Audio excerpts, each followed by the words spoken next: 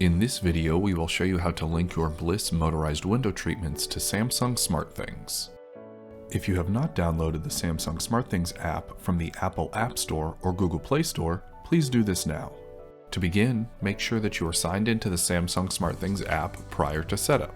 Open the Samsung SmartThings app. Tap the icon labeled Devices on the bottom of the screen. Tap the plus icon in the top right corner of the screen. Then tap Add Device.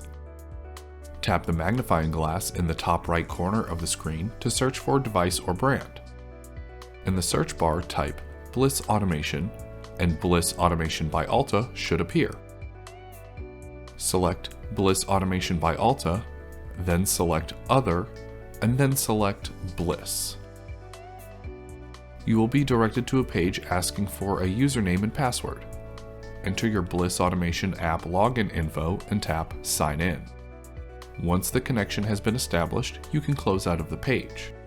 Back in the Samsung SmartThings app, you will see that you're connected to Bliss. This page will show all the motors that were paired in the Bliss app are now accessible in the Samsung SmartThings app. Tap Done in the bottom right corner to finish setup. Your shades are now ready for use.